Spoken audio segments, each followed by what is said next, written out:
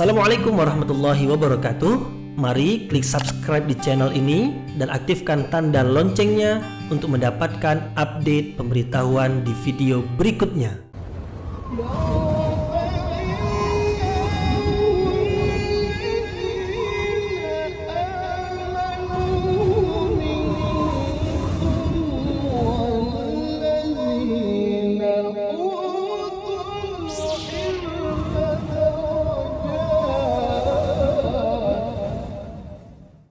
A'udzu billahi minasyaitonir rajim. Bismillahirrahmanirrahim. Assalamualaikum warahmatullahi wabarakatuh. Alhamdulillahirabbil alamin wa bihi nasta'in ala umurid dunya waddin nasta'inuhu wa nastaghfiruh wa na'udzu billahi min shururi anfusina wa min sayyiati a'malina. فمن يهده الله فلا مضل له ومن يضلل فلا هادي له أشهد أن لا إله إلا الله وحده لا شريك له وأشهد أن محمدا عبده ورسوله لا نبي بعده أما بعد. Puji syukur kehadirat Allah Subhanahu wa taala yang masih melimpahkan rahmat dan nikmatnya. Kita bersyukur dengan mengucapkan alhamdulillahi rabbil alamin. Kemudian tidak lupa pula bersalawat kepada Rasulullah dengan mengucapkan Allahumma salli ala Sayyidina Muhammad wa ala ali Sayyidina Muhammad, dan bersalam kepada Rasulullah dengan ucapan Assalamu alayka ya Rasulullah. Alhamdulillah kita dapat kembali meneruskan pengajian tafsir ayat-ayat suci Al-Quran yang insya Allah kita akan teruskan kepada ayat yang ke-72 hingga 76 dari surah Taha, yaitu menerangkan tentang kisah Nabi Musa alaihi salam berhadapan dengan Fir'aun, karena Nabi Musa diperintahkan oleh Allah Subhanahu wa taala untuk menyampaikan kebenaran kepada Fir'aun. Tapi sayangnya Fir'aun tidak mau menerima kebenaran tersebut, bahkan berkeinginan untuk mencelakakan Nabi Musa alaihi salam, yaitu dengan mengumpulkan tukang-tukang sihir dari seluruh penjuru negeri Mesir yang jumlahnya sangat ramai sekali.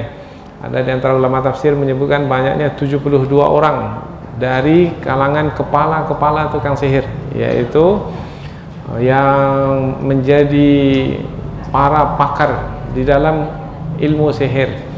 Kemudian memiliki pengikut-pengikut yang ramai, sehingga ada yang mengatakan sampai berjumlah 30.000 orang, 70.000 orang. Berarti jumlah yang tidak sedikit yang dihadapi oleh Nabi Musa alaihissalam. Yang bersama dengan Nabi Musa adalah Nabi Harun alaihissalam. Dan telah diterangkan sebelum ini, yaitu para tukang sihir itu memerintahkan kepada Nabi Musa untuk melemparkan tongkatnya terlebih dahulu, atau mereka yang melempar terlebih dahulu. Tapi Nabi Musa mengatakan, nah, lemparkanlah terlebih dahulu apa yang ada di tangan kamu. Maka mereka melemparkan tali-tali yang ada di tangan mereka, juga tongkat-tongkat yang ada di tangan mereka, dan serta-merta manusia melihat apa-apa yang dilemparkan itu seperti ular. Padahal sebenarnya itu hanyalah kekuatan sihir yang membalikkan pandangan mereka. Sebenarnya tali tetap tali, tidak berubah menjadi ular, karena ia hanyalah ilmu sihir yang dilakukan, yang diperbuat, sehingga menakutkan bagi manusia, karena manusia yang terpedaya dengan ilmu sihir tersebut melihat itu adalah suatu kehebatan, kelebihan, keluar biasaan, tetapi sebenarnya tidak ada yang luar biasa, karena hanya tipu daya saja, tipu daya tukang sihir. Ketika Allah Subhanahu wa taala memerintahkan Nabi Musa untuk melemparkan tongkatnya, maka serta-merta tongkat itu betul yang berubah menjadi ular besar, kemudian menelan tali-tali atau juga tongkat-tongkat yang dilemparkan oleh tukang-tukang sihir, sehingga ketika itu menanglah Nabi Musa alaihi salam berhadapan dengan tukang-tukang sihir yang dijanjikan oleh Fir'aun untuk mendapatkan upah dan juga kedudukan yang dekat di sisinya. Nah, para tukang sihir itu karena melihat bahwasanya yang dilakukan oleh Nabi Musa itu bukanlah ilmu sihir, maka para tukang sihir itu beriman kepada Allah Subhanahu wa taala, Tuhan Nabi Harun dan Nabi Musa alaihi salam. Maka ketika mereka bersungkur sujud menyatakan keimanan mereka kepada Allah Subhanahu wa taala, maka marahlah Fir'aun. Maka ketika itu Fir'aun memberikan ancaman kepada mereka, yaitu mereka akan disiksa, yaitu dengan menggantung atau mengikat mereka kuat-kuat di pohon kurma. Kemudian tangan dan kaki mereka akan dipotong dengan bersilang, yaitu tangan kanan mereka dipotong dan kaki kiri mereka juga dipotong, atau tangan kiri mereka dipotong, kaki kanan mereka dipotong. Itu adalah ancaman dari Fir'aun. Dan siksaan yang akan diberlakukan bukanlah sehari dua, tetapi disiksa dengan perlahan-lahan sampai mereka mati. Begitulah ancaman yang disampaikan oleh Fir'aun. Dan bukan hanya sekedar ancaman, ulama tafsir menyebutkan bahwasanya mereka mendapatkan siksaan tersebut. Jadi betul-betul Fir'aun menjalankan ancaman itu. Tetapi tukang-tukang sihir, ini yang akan kita pelajari, tidak sedikit pun takut terhadap ancaman Fir'aun tersebut. Yaitu tukang sihir menyampaikan dengan jelas, dengan terang kepada Fir'aun, dan itu adalah bukti kegagahan dan keberanian mereka di hadapan Fir'aun, yaitu, kami wahai Fir'aun tidak akan mengikuti kamu, sekali-kali kami tidak akan mengikutimu, yaitu mempercayai kesesatan yang kamu anut itu, karena kami sekarang telah beriman kepada Allah Subhanahu wa ta'ala. Dan silahkan, apa yang kamu mau lakukan terhadap kami, lakukanlah. Apa yang mau kamu tetapkan untuk menghukum kami seperti yang kamu katakan, tetapkanlah. Kami akan menjalaninya. Dan yang kamu tetapkan itu, yang kamu putuskan itu hanyalah keputusan di dunia ini saja.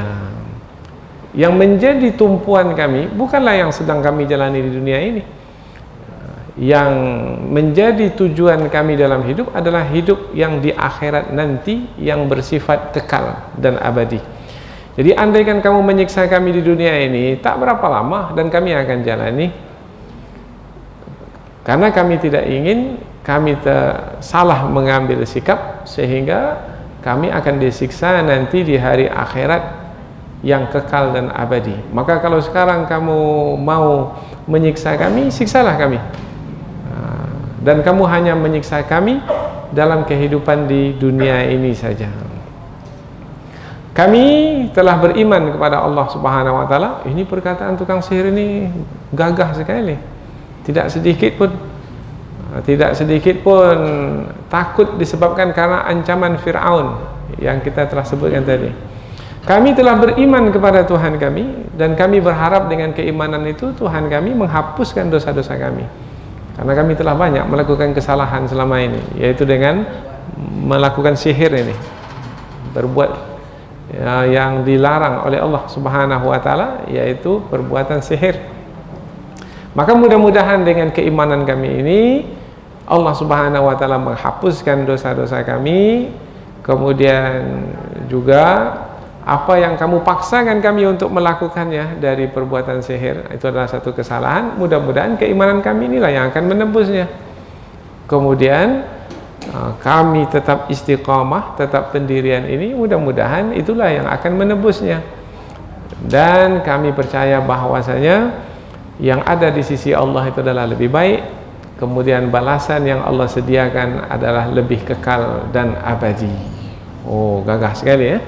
Sampai di situ perkataan tukang sihir. Tidak, ada sambungan lagi ayat berikutnya.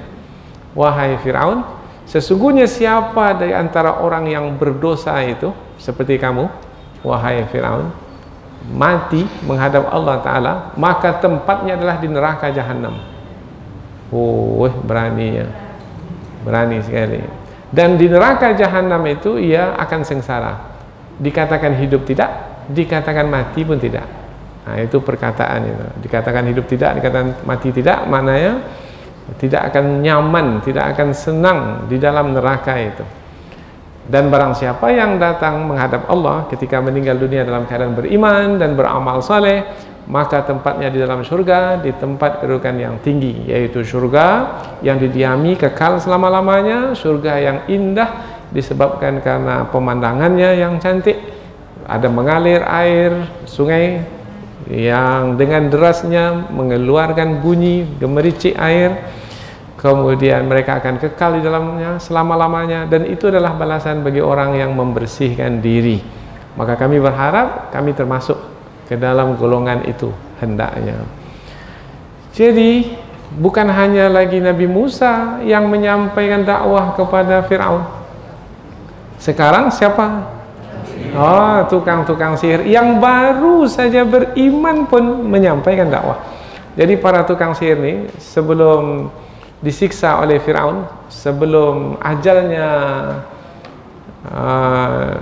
sampai, masih ada peluang sebelum ia menjalani siksaan, mungkin adalah pembunuhan dari Fir'aun, digunakan kesempatan itu untuk berdakwah. Nah, dan dakwahnya itu sangat jelas sekali dan berani sekali, karena yang didakwahi itu bukan sembarang orang.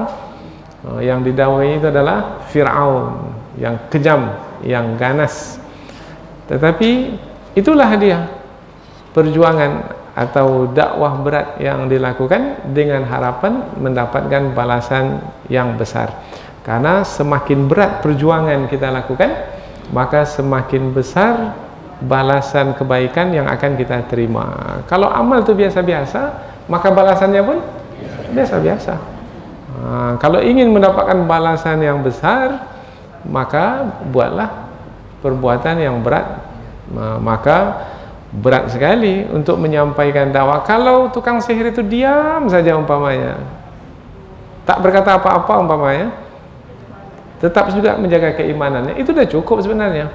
Tapi tukang sihir itu tidak mau menyia-nyiakan waktu yang masih Allah berikan menjelang keputusan kematian yang diancamkan oleh Fir'aun itu, maka ia berdakwah kepada Fir'aun. Nah, di penghujung usia itu berdakwah, meskipun umurnya dalam beriman itu tak sampai 1 hari.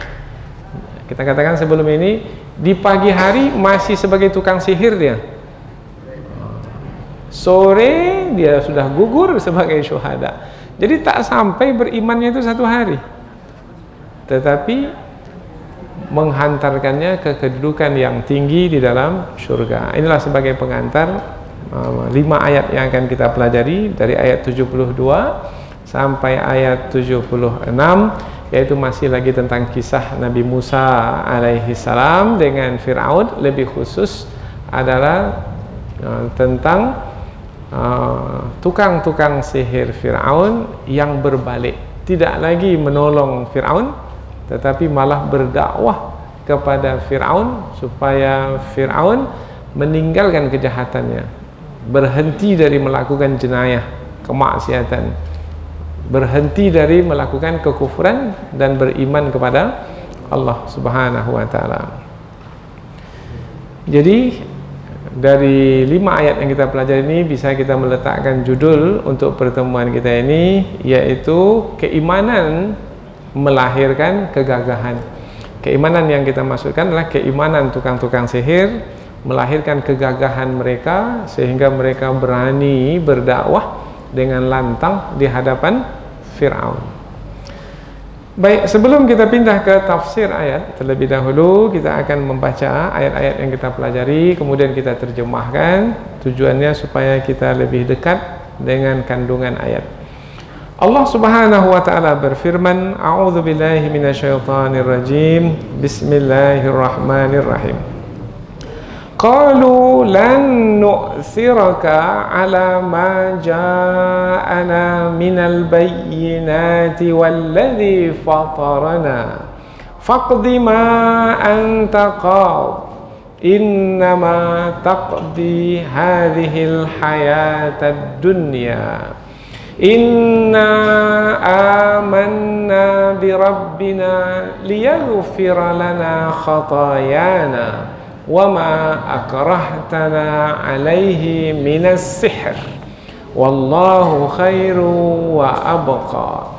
Innahu man ya'ti rabbahu mujriman fa inna lahu jahannama la yamutu fiha wa la yahya wa man ya'tihi mu'minan qad 'amila as-salihati fa ulaika lahumud darajatul 'ula jannatu 'adnin tajri min tahtihal anharu khalidina fiha wa dzalika jazaa'u man tazakka. Allah berfirman, qalu, mereka berkata, mereka yang dimasukkan adalah tukang-tukang sihir Fir'aun, lan sekali-kali tidak akan nu'thiraka, kami mengutamakanmu, ala daripada maja'ana, apa-apa yang telah datang kepada kami, minal bayyinat, dari keterangan-keterangan yang jelas, yaitu berupa mukjizat yang kami saksikan sendiri yang berlaku pada diri Nabi Musa alaihi salam. Walladzi fatarana, dan tidak akan mengutamakanmu dari Allah Subhanahu wa taala yang menciptakan kami atau kita. Faqdi, maka tetapkanlah keputusan, ma anta qadin, apa yang kamu mau tetapkan atau mau putuskan. Innama, sesungguhnya, taqdi, kamu memutuskan, hadhil hayatad dunya, pada kehidupan dunia ini. Inna, sesungguhnya kami, amanna, telah beriman, bi rabbina, kepada Tuhan kami, liyaghfira lana, supaya dia, Tuhan kami, mengampuni bagi kami khatayana, dosa-dosa kami, wa ma akrahtana alaihi, dan apa-apa yang kamu paksakan kami ke atasnya, minas sihir, dari sihir, untuk melakukannya. Nah, kami memohon supaya Allah menghapuskan kesalahan-kesalahan kami. Wallahu, dan Allah, khairun, lebih baik, wa abqa, dan lebih kekal. Mana lebih baik balasan yang datang dari sisi Allah, dan lebih kekal karena bersifat kekal dan abadi. Innahu, sesungguhnya, mayyati rabbahu, barang siapa yang datang menghadap Tuhannya, mujriman, dalam keadaan berdosa, fa innalahu, maka sesungguhnya baginya, jahannam, neraka jahannam, la yamutu fiha, tidak dia mati di dalamnya, wala yahya, dan tidak pula hidup. Wa may ya'tihi mu'minan, dan barang siapa yang datang menghadapnya dalam keadaan beriman, qad amila salihat, sungguh dia telah beramal saleh sebelumnya, fa ulaika, maka mereka itu, lahum, bagi mereka, ad-darajatul ula, derajat yang tinggi atau kedudukan yang tinggi. Jannatu adnin, yaitu di dalam surga adnan, tajri min tahtihal anhar, mengalir dari bawahnya sungai-sungai, khalidina fiha, mereka kekal di dalamnya, wa dzalika, dan itu semua, jaza'u, sebagai balasan, man, bagi siapa yang tazakka, membersihkan diri atau menyucikan diri. Baik, kita baca dari awal ayat. Mereka berkata, sekali-kali kami tidak akan mengutamakanmu, wahai Fir'aun, atas apa-apa yang telah, atau daripada apa-apa yang telah datang kepada kami dari keterangan-keterangan jelas dan dari Allah Subhanahu wa taala yang telah menciptakan kami. Maka tetapkanlah keputusan apa saja yang mau kamu tetapkan. Sesungguhnya kamu hanya menetapkan keputusan pada kehidupan dunia ini.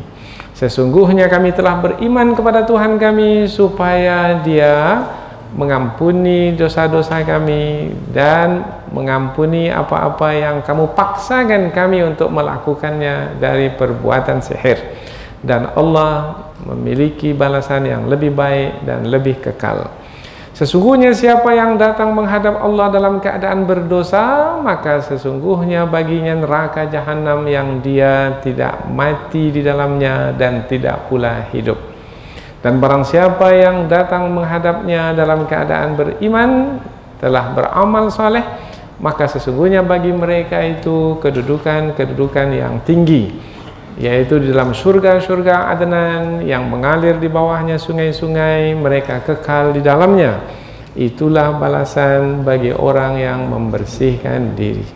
Jadi 5 ayat yang akan kita pelajari, masih lagi kisah tentang Nabi Musa alaihissalam yang diutus kepada Fir'aun. Nabi Musa berhadapan dengan tukang-tukang sihir Fir'aun, yang tujuannya para tukang sihir itu adalah untuk mengalahkan dan mencelakakan Nabi Musa.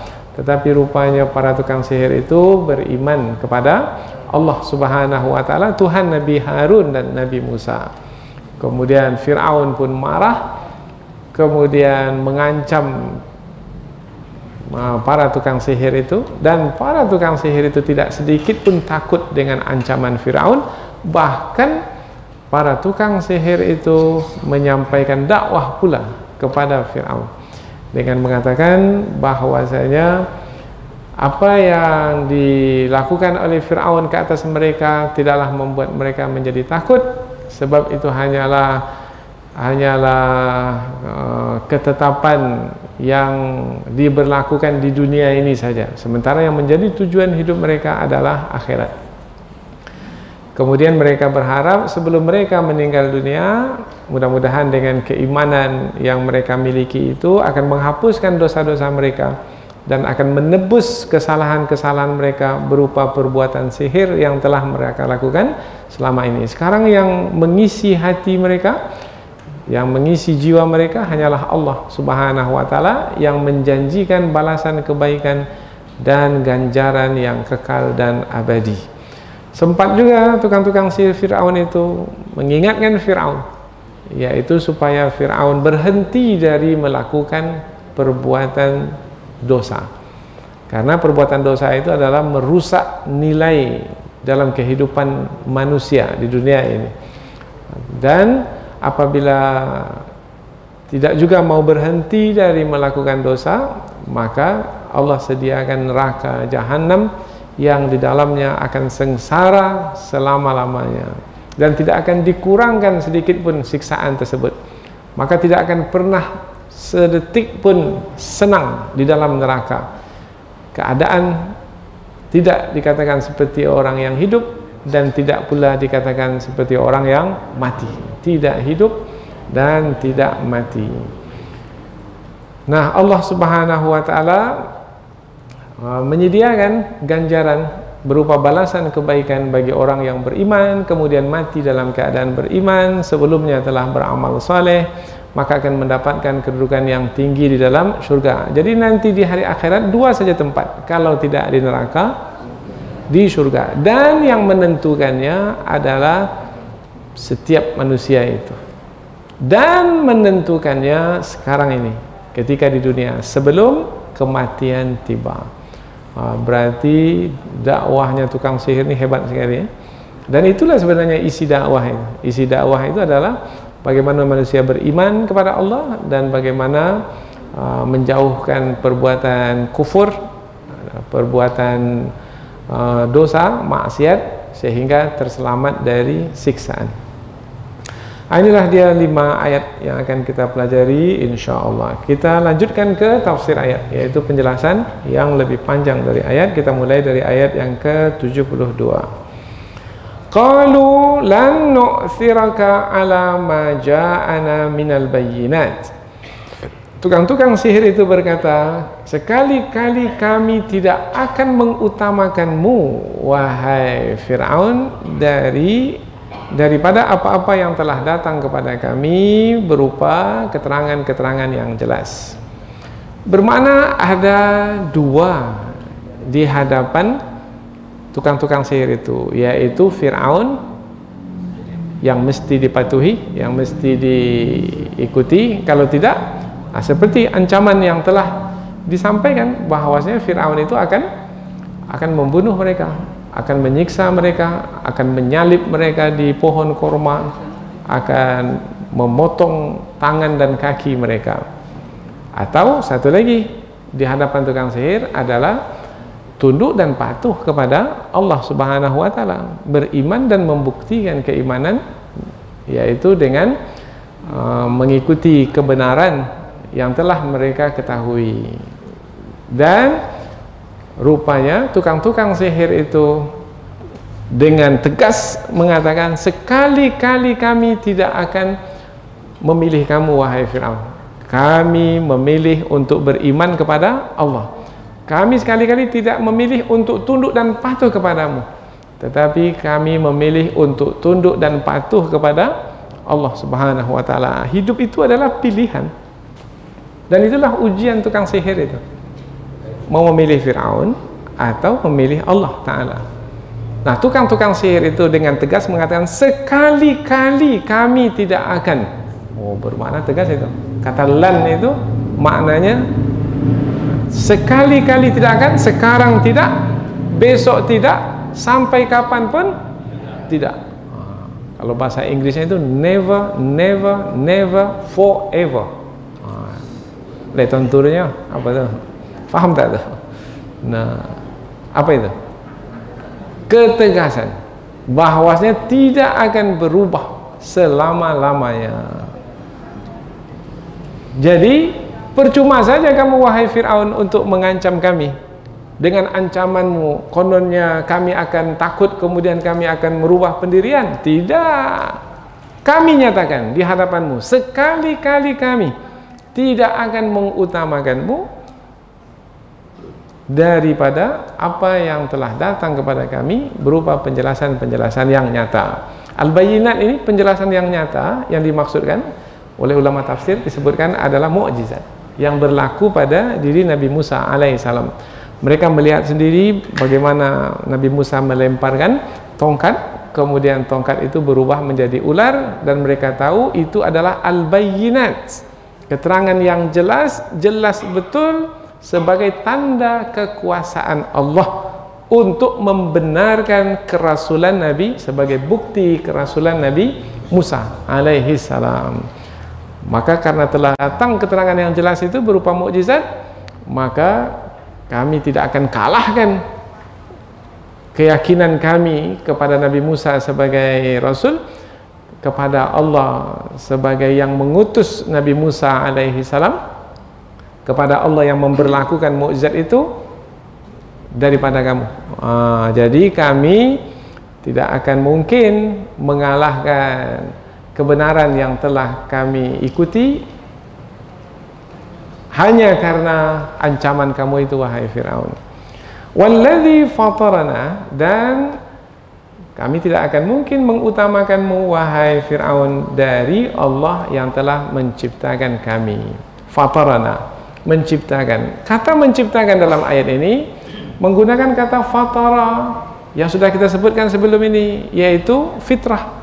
Nah, yang telah memberikan fitrah kepada kami, dan fitrah itu tersingkap, artinya muncul ketika kami melihat tanda-tanda kekuasaan Allah.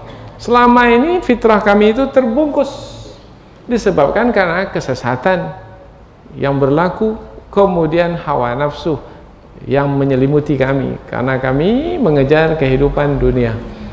Tetapi ketika kami melihat kebenaran, maka terbukalah bungkus fitrah yang telah ada selama ini, kemudian kami beriman. Maka keimanan kami kepada Allah yang telah menciptakan kami, yang telah memberikan fitrah kepada kami, maka keimanan kami itu tidak akan berubah hanya karena kamu mengancam kami wahai Fir'aun. Bermakna penyampaian dari tukang-tukang sihir ini sangat gagah sekali. Gagah, sangat berani sekali. Bahkan lebih jelas lagi adalah faqdi ma anta qad, putuskanlah apa-apa yang kamu mau putuskan wahai Fir'aun. Karena sebelum ini disebutkan bahwasanya Fir'aun akan menyiksa mereka, yaitu akan menyalib mereka di batang kurma, kemudian akan memancung mereka, akan memotong tangan dan kaki mereka dengan bersilang. Silakan, kamu mau lakukan apa saja wahai Fir'aun, lakukanlah.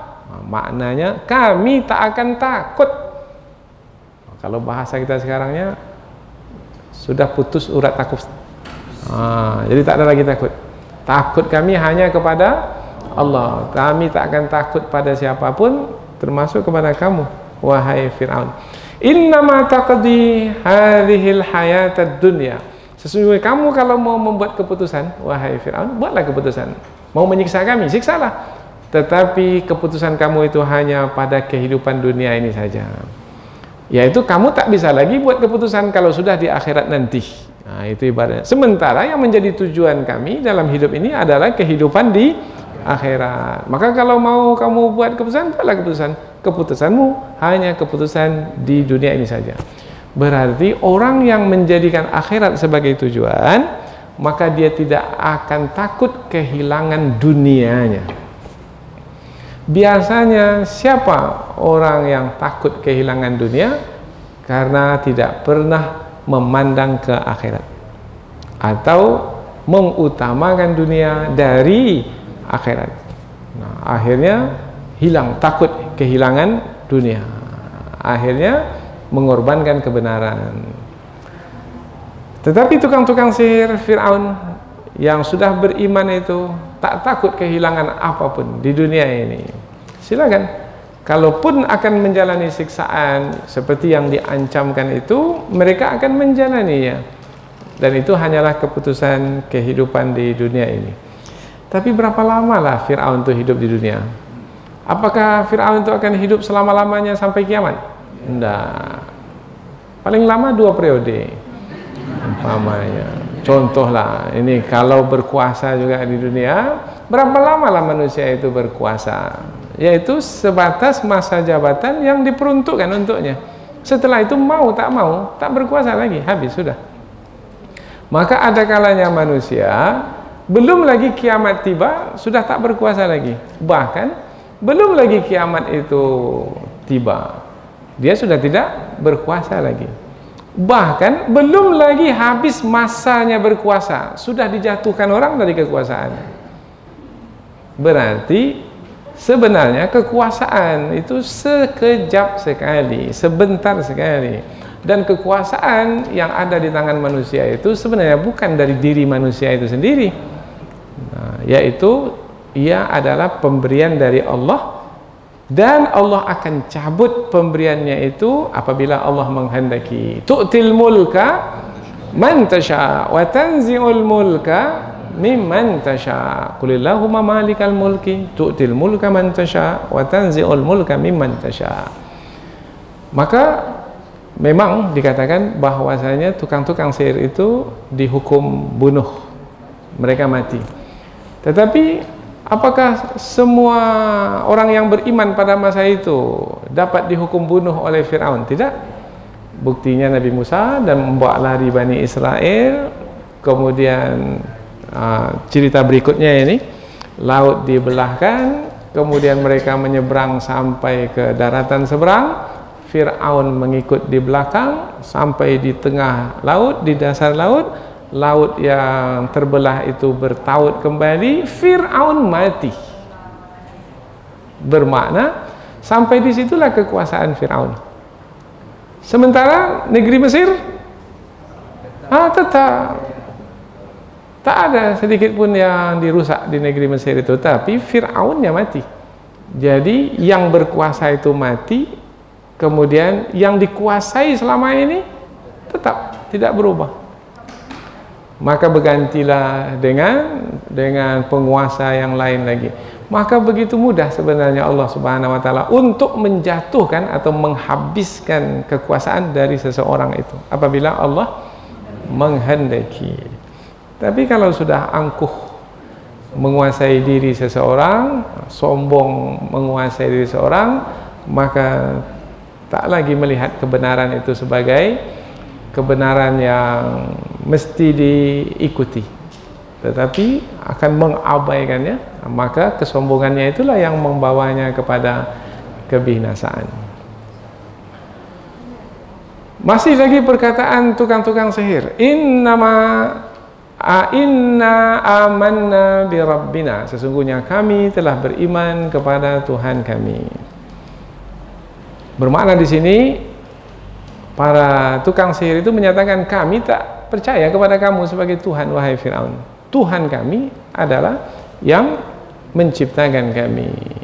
Bi rabbina, kata bi rabbina, Rabb sudah kita terangkan berkali-kali, kalau digunakan kata Rabb bermakna adalah yang mencipta kami, yang mengatur hidup kami, yang berkuasa sepenuhnya ke atas diri kami. Sesungguhnya kami beriman kepada Tuhan kami. Kami tak beriman kepadamu, wahai Fir'aun. Oh, bermakna tukang-tukang sihir ini al-wala wal bara. Ini ada istilahnya, yaitu menunjukkan keimanannya itu, keyakinannya itu dengan terang bahwasanya ia hanya beriman kepada Allah dan tidak beriman kepada selain Allah, termasuk kepada siapa yang ada di hadapan mereka? Fir'aun. Liyaghfira lana khatayana. Kami beriman tujuannya adalah untuk Allah Subhanahu wa taala menghapuskan dosa-dosa kami. Wa ma akrahtana alaihi minas sihr, dan juga kami beriman untuk menebus kesalahan-kesalahan kami seperti kamu memaksa kami untuk melakukan perbuatan sihir. Maka kami beriman ini untuk menebus kesalahan-kesalahan yang telah kami lakukan selama ini. Jadi dari perkataan tukang-tukang sihir ini dapatlah kita fahami bahwasanya para tukang sihir itu beriman dengan keimanan yang sungguh-sungguh. Kemudian apa saja yang akan berlaku disebabkan karena keimanan, mereka siap untuk menanggungnya. Kemudian mereka beriman itu bukan untuk mengharapkan balasan kehidupan dunia atau ganjaran berupa kekayaan, tidak. Yang mereka harapkan itu adalah penghapusan dosa dan penebusan kesalahan. Sebenarnya kita hidup ini untuk itu sebenarnya, yaitu bagaimana setiap amal yang kita lakukan itu adalah untuk menghapuskan dosa-dosa kita. Karena siapapun kita pasti melakukan kesalahan. Siapa orang yang beruntung? Orang yang beruntung, orang yang mati ketika menghadap Allah, dosa-dosanya terhapus. Itulah orang yang beruntung. Illa man atallaha biqalbin salim. Siapa orang yang beruntung? Orang yang datang menghadap Allah dengan hati yang bersih, suci. Tak ada gunanya harta yang banyak, tetapi menghadap Allah dalam keadaan berdosa. Apa gunanya harta yang banyak itu kalau ketika menghadap Allah dalam keadaan berdosa? Apakah harta itu bisa untuk menjauhkan siksaan dari diri kita? Tidak. Karena apabila kita berdosa, maka pasti kita akan menjalani siksaan, dan tidak ada apapun yang akan menjauhkan kita dari siksaan. Maka yang sangat diharapkan oleh tukang-tukang sihir itu adalah penghapusan dosa dan juga penebusan kesalahan yang telah dilakukan dengan amal soleh yang dikerjakan. Maka yang menjadi tujuan mereka adalah ujung ayat, wallahu khairu wa abqa, dan Allah adalah lebih baik dan lebih kekal. Maknanya adalah dan Allah memiliki balasan yang lebih baik dan lebih kekal. Di mana letak kebaikan balasan dari Allah Subhanahu wa taala? Nah, kalau kita bawa kepada balasan di akhirat, balasan itu sempurna sifatnya. Kemudian kekal, kalau kekal berarti kaitannya dengan waktu, yaitu balasan dari sisi Allah itu bukan untuk sementara kita nikmati, tetapi untuk selama-lamanya kita nikmati. Umpamanya balasan kalau dari dunia, umpamanya di dunia ini kita dapatkan balasan mungkin berupa makanan lah umpamanya. Di dalam surga nanti juga balasan berupa makanan. Tetapi samakah makanan yang dimakan di dunia dengan makanan yang dimakan di dalam surga? Tidak. Sama bentuknya, tetapi lain lezatnya. Wa utu bihi mutasyabiha, diberikan kepada mereka sama-sama. Buah apel di dunia dengan buah apel di akhirat di surga sama, bentuknya sama, tapi lezatnya berbeda. Kita kalau makan buah-buahan di dunia ini mungkin 2-3 sudah kita tidak menikmatinya lagi, karena kita sudah merasakannya. Mungkin di gigitan pertama itu, makan pertama itu, kita gigit pertama mungkin oh lezat sekali, tapi kalau sudah banyak kita makan, nah muncul rasa bosan. Tetapi tidak begitu ketika kita memakan makanan dalam surga, tidak akan pernah muncul rasa bosan, karena memang makanan yang dimakan itu kenikmatannya itu sempurna, tidak akan mengurangi rasa ketika kita memakannya meskipun banyak yang dimakan. Itu balasan dari sisi Allah Subhanahu wa taala. Wa abqa, dan lebih kekal abadi. Waktu kekal itu berarti kaitan dengan waktu. Kekal bermakna tidak ada batas waktu. Ganjaran dari sisi Allah itu akan diterima selama-lamanya. Jadi kalau ini yang disampaikan oleh tukang sihir, maka tak akan mungkin kami memilihmu menjadi tunduk dan patuh kepadamu, wahai Fir'aun. Kalaupun kamu memberikan ganjaran kepada kami, ganjaran kamu tak seberapa.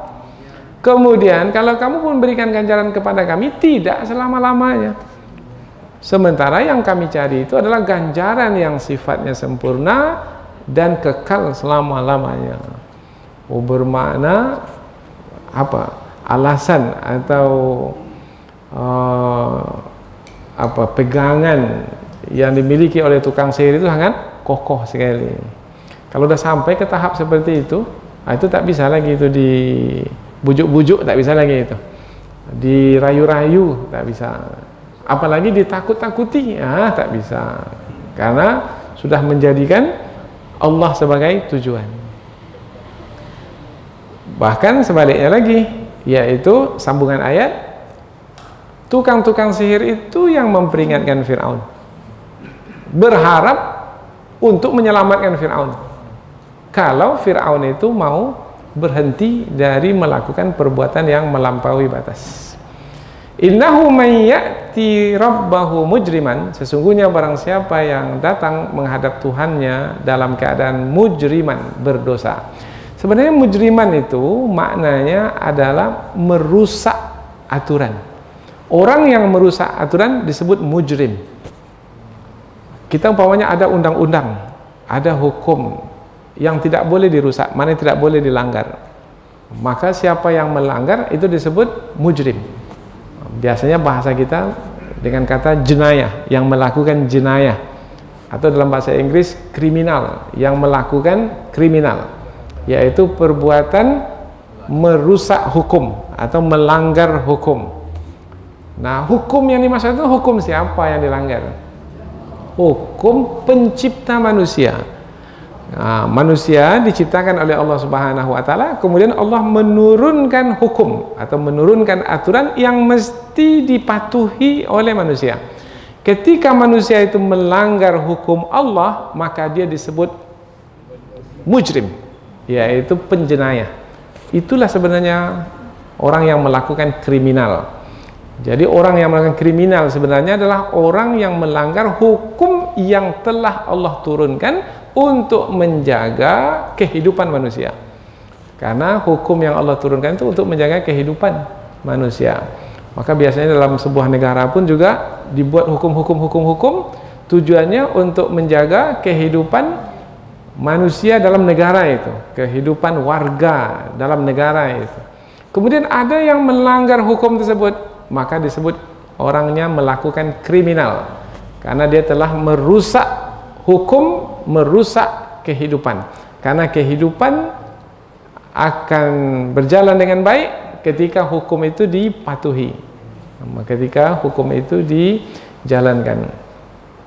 Sesungguhnya siapa yang datang menghadap Allah dalam keadaan berdosa, yaitu merusak hukum Allah Subhanahu wa taala, seperti siapa sebenarnya yang dimasukkan oleh tukang sihir itu? Maka tadi kita tambah seperti kamu, wahai Fir'aun. yaitu kamu buat aturan sendiri, padahal aturan yang kamu buat itu bertentangan dengan aturan yang telah Allah turunkan. Mana boleh karena mimpimu itu kemudian kamu bunuh saja setiap anak yang lahir, yang laki-laki dari kalangan Bani Israel, suka-suka kamu saja. Mana boleh.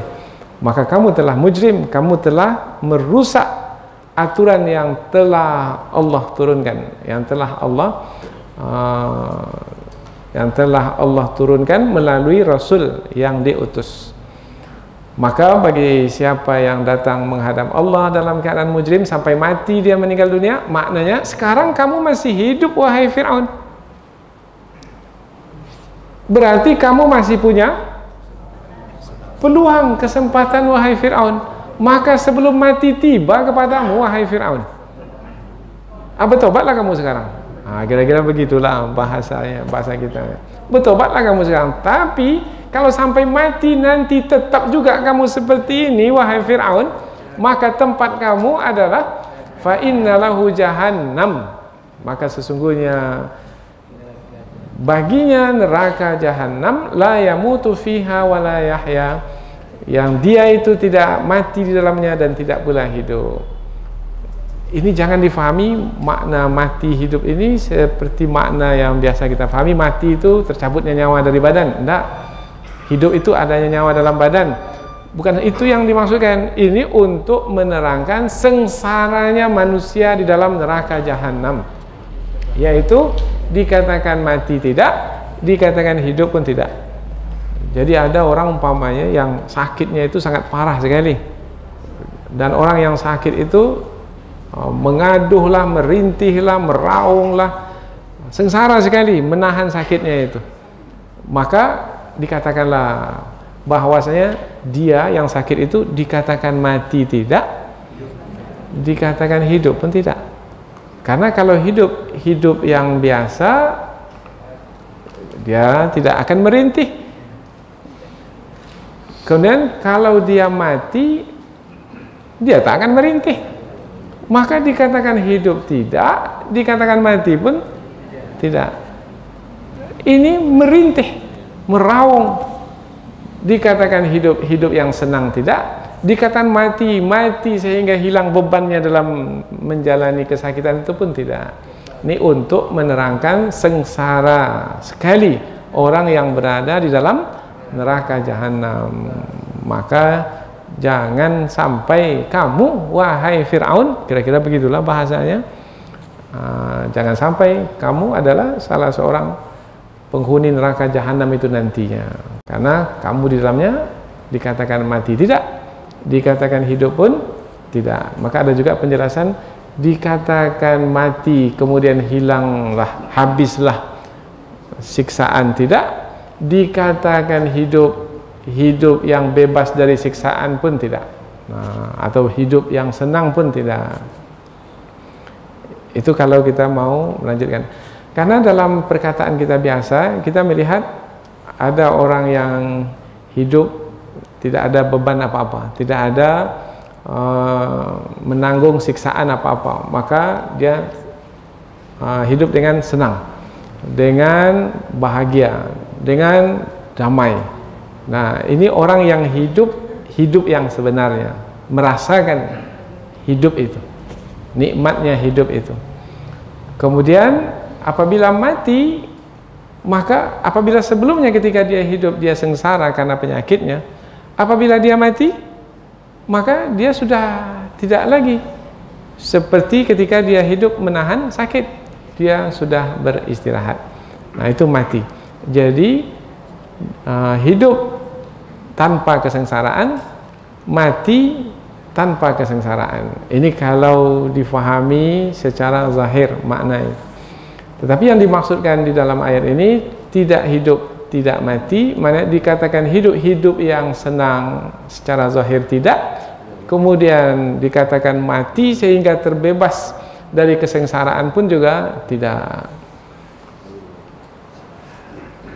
Wa may ya'tihi mu'minan qad 'amila shalihat fa ulaika lahumud darajatul ula. Barang siapa yang datang kepada Allah dalam keadaan beriman. Nah, kalau tadi siapa yang datang kepada Allah dalam keadaan berdosa, bermakna ayat itu ayat ancaman. Kalau sekarang pula siapa yang datang kepada Allah dalam keadaan beriman, berarti ayat ini adalah ayat kabar gembira, menggembirakan. Nah, biasanya kalau menggembirakan orang tuh mau ikut. Kalau ancaman, orang itu akan menjauhkan diri dari yang diancamkan itu. Nah, kadang-kadang ada yang berhasil dengan ancaman, tetapi ada pula yang berhasil dengan kabar gembira. Dia tidak mau melakukan apa yang dilarang. Apa sebab? Takut neraka. Nah, itu ancaman. Ada pula yang melakukan ketaatan banyak sekali. Apa sebab? Sebab ingin masuk surga.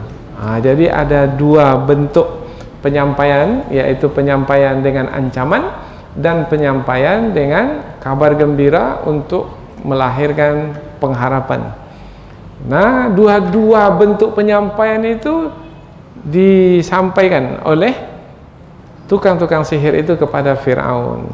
Dan barang siapa yang datang menghadap Allah dalam keadaan beriman, boleh jadi bahasanya itu dengan kata lain, wahai Fir'aun, kalau kamu bertobat, kamu beriman kepada Allah, kemudian kamu beramal saleh di sisa usiamu, dan kamu sebagai seorang penguasa berlaku adil, tidak melakukan kezaliman, kemudian kamu mati, maka tempatmu adalah di kedudukan yang tinggi. Itu kalau dibawa kepada Fir'aun. Tapi ayat ini dia berbentuk penyampaian secara umum. Barang siapa yang datang menghadap Allah dalam keadaan beriman, telah beramal soleh, maka bagi mereka itu derajat atau kedudukan yang tinggi. Ulama tafsir menyebutkan kedudukan yang tinggi itu adalah tingkatan surga. Karena surga itu bertingkat-tingkat. Mengapa surga itu bertingkat-tingkat? Sebab orang yang masuk surga itu bertingkat-tingkat pula dalam beriman dan beramal. Kita mungkin sama-sama tadi sholat berjamaah di masjid ini, sama-sama di saf yang sama, tapi belum tentu lagi tingkatan kita sama. Yaitu ada yang lebih beriman kepada Allah, ada yang lebih ikhlas dalam beramal dalam salat berjamaah tadi, kemudian ada yang lebih khusyuk. Maka yang lebih-lebih itu tentulah kedudukannya lebih tinggi, mendapatkan ganjaran yang lebih banyak, maka mendapat kedudukan yang lebih tinggi. Maka kita ini bertingkat-tingkat. Nah, tinggal lagi sekarang ini kita terus berusaha untuk berada di tingkatan yang tertinggi. Tingkatan yang tertinggi, semakin banyak ilmu kita, semakin tinggi kedudukan kita. Kemudian semakin banyak amal yang kita lakukan dengan ilmu kita yang banyak itu, semakin tinggi kedudukan kita. Yang ketiga, semakin ikhlas kita dalam beramal berdasarkan ilmu yang kita miliki itu, semakin tinggi kedudukan kita. Jadi tidak cukup dengan banyaknya beramal saja kemudian kedudukan akan lebih tinggi dari yang lainnya. Tidak, belum tentu. Jadi yang menjadi penentu itu adalah ilmu. Semakin berilmu semakin tinggi kedudukan, karena amal itu bergantung pada ilmu. Amal dilakukan tetapi tak sesuai dengan petunjuk yang Allah turunkan, karena tidak berilmu, maka amal itu menjadi tertolak, menjadi sia-sia. Maka ilmu dulu disebut, kemudian amal, kemudian ikhlas. Sebenarnya ketiga-tiga ini sekali, yaitu solat yang kita lakukan itu berdasarkan ilmu, kemudian solat itu adalah amal, kemudian solat itu kita lakukan dengan ikhlas. Tiga-tiga sekali. Tapi untuk menerangkan tingkatan, sama-sama kita solat tadi, tapi siapa yang mendapatkan ganjaran lebih banyak? Orang yang ilmunya mendalam. Orang yang ilmunya mendalam ketika dia bertakbir Allahu Akbar, sama dengan orang yang biasa saja ketika bertakbir. Tak sama. Ketika orang yang ilmunya mendalam Allahu Akbar, langsung tergugah hatinya, maka ia dapat menghadirkan Allah yang maha besar itu dalam salatnya, dan dia mengetahui siapa dia yang sedang salat itu. Dia yang sedang salat itu siapa? Dirinya itu dia tahu di mana di hadapan Allah Subhanahu wa taala yang Maha Besar dengan ilmunya tentang Allah Subhanahu wa taala. Allahu Akbar. Tinggilah. Maka akan melahirkan khusyuk. Maka dia akan sungguh-sungguh, maka senantiasa dari awal dari takbir sampai salam dia ingat Allah taala. Tapi kalau orang yang ilmunya kurang, maka Allah itu pun kadang-kadang terlupakan. Sehingga dia pun lupa sudah berapa rakaat dia salat. Ada berapa nih ya? 3 atau 4 ya? Dia lupa. Padahal sebenarnya dia sedang bersama Allah, tapi dia bisa lupa. Bermakna dia telah lalai ketika itu. Maka siapa orang yang mendapatkan kedudukan yang tinggi? Orang yang memiliki kelebihan dari sisi ilmu, dari sisi amal, dan dari sisi keikhlasan.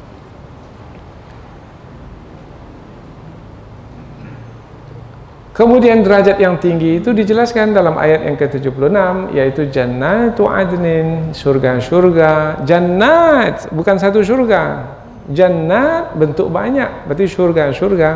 Adnin, surga Adnan. Ada di antara ulama tafsir menyebutkan Adnan di sini adalah iqamah, yaitu tempat kediaman. Surga yang menjadi tempat kediaman yang sifatnya lama tinggal di situ. Bukan sebentar, tidak. Disitulah ditempatkan selama-lamanya. Kemudian surga itu bukan tempat kediaman yang akan didiami dalam waktu yang lama, tetapi juga tempat itu tempat yang indah, yang cantik. Tajri min tahtihal anhar. Ini kaitan dengan pemandangan. Tajri min tahtihal anhar, yaitu di dalam surga itu mengalir sungai-sungai. Kata mengalir di sini bukan airnya itu bergerak perlahan, tidak, tetapi bergerak tajri. Tajri itu maknanya berlari. Air apabila dia mengalir dengan cepat, maka dia akan mengeluarkan bunyi, suara. Maka disebut gemericik air. Kalau diam saja tenang. Tapi kalau dia berlari, bergerak kencang, maka dia mengeluarkan suara. Indah sekali. Di mana contohnya? Di tempat kita inilah, di mana? Lembah Anai. Iyalah, Lembah Anai lah. Mengalir air. Ya. Min tahtiha. Min tahtiha. Ada kalanya Allah berfirman tahtaha al-anhar. Di bawahnya mengalir sungai-sungai. Tapi di sini nih dari bawahnya mengalir sungai-sungai. Apa bedanya di bawahnya mengalir sungai-sungai dengan dari di sini min tahtiha, dari bawahnya mengalir sungai-sungai. Kalau dari bawahnya mengalir sungai-sungai berarti sumber air sungai itu di dalam surga itu sendiri. Jadi dari situ sumbernya, ada mata air dalam surga itu, kemudian menjadi sungai yang mengalir di dalam surga itu. Bukan dari luar surga itu datangnya air, enggak, tapi dari dalam surga itu sendiri. Kalau kita tinggal di Teratak Buluh sana, ada Sungai Kampar. Apakah Sungai Kampar itu di Teratak Buluh itu sumbernya? Enggak, dari Pangkalan sana datangnya. Dari Bangkinang, kemudian mengalirnya itu dari luar, kemudian menerusi tempat kediaman kita itu, kemudian pergi meninggalkan kita. Jadi kita berada di satu bahagian saja. Sementara sungai-sungai yang ada dalam surga itu, dari dalam surga itu kemudian dia mengalir di surga itu. Berapa banyaknya sungai itu? Al-anhar, banyak sungai. Indah sekali ini pemandangannya. Siapa yang rumahnya di Pekanbaru ini mengalir di depannya sungai-sungai? Sungai Sail, sungai Siak, ya. Mengalir di depannya sungai-sungai. Khalidina fiha, mereka kekal di dalamnya. Kalau tadi berkaitan dengan pemandangan, tempat. Kalau khalidina fiha berkaitan dengan waktu, masa. Berapa lama berada di dalam surga itu? Khalidina fiha, selama-lamanya. Maka akankah, ini kalau kita bawa kepada tukang sihir itu, Akankah kami akan kalahkan balasan yang akan kami terima di dalam surga nanti hanya disebabkan karena dunia yang kamu berikan kepada kami, wahai Fir'aun? Tidak. Kami tak akan kalahkan yang akan kami dapatkan di surga itu. Meskipun kamu memberikan sungai Nil ini untuk kami di sini. Kira-kira begitulah. Ya. Wadzalika jazaa'u man tazakka, dan itulah balasan bagi orang-orang yang tazakka, membersihkan diri. Sebenarnya kata tazakka maknanya mensucikan dan menumbuhkan. Maka diambil kata zakat. Zakat itu maknanya bersih dan tumbuh berkembang. Itu makna saya at-taharah wan nama. Kata zakat itu bersih dan berkembang. Zakat yang kita keluarkan, uang yang kita keluarkan, apabila sudah cukup nisabnya, maka uang kita atau harta kita itu telah dibersihkan. Dan harta kita itu bukan tetap sebanyak itu, tidak, tapi harta kita itu bertambah terus. Itu namanya tazakka. Orang yang mensucikan dirinya dengan bertaubat, maka bukan hanya berhenti dengan bersih suci diri, tidak, tapi tumbuh, yaitu bertambah imannya, semakin kuat keyakinannya, lahir cinta dalam hatinya, kemudian dia merasakan kekhusyuan dalam ketaatan mendekatkan diri kepada Allah, kemudian lahir rindu untuk segera bertemu dengan Allah, kemudian dia bersemangat dalam melakukan ketaatan. Itu namanya mensucikan diri, dan penyucian diri itu tumbuh di dalam hidupnya, yaitu dengan keimanan yang bertambah, keyakinan yang semakin teguh, amalan yang semakin banyak, kemudian kecintaan dan kerinduan kepada Allah Subhanahu wa taala, sehingga membuatnya merasa bahagia dalam menjalani hidup. Nah, surga-surga itu adalah untuk orang yang membersihkan diri itu, untuk orang-orang yang mensucikan diri. Inilah dia 5 ayat yang kita pelajari, yaitu masih lagi tentang kisah Nabi Musa yang dikirim kepada Fir'aun, tapi lebih khusus yang kita pelajari pada pertemuan ini adalah kegagahan, keberanian tukang-tukang sihir yang telah beriman kepada Allah Subhanahu wa taala, dan keberanian itu mereka perlihatkan di hadapan Fir'aun, meskipun mereka telah mendengarkan ancaman yang boleh membuat setiap orang menjadi takut, tetapi tidak bagi tukang-tukang sihir itu, karena keimanan yang sudah ada dalam hati mereka. Mudah-mudahan apa yang kita pelajari ini ada manfaatnya insyaallah. Subhanakallahumma wa bihamdika asyhadu an la ilaha illa anta wa astaghfiruka wa atubu ilaik. Wassalamualaikum warahmatullahi wabarakatuh.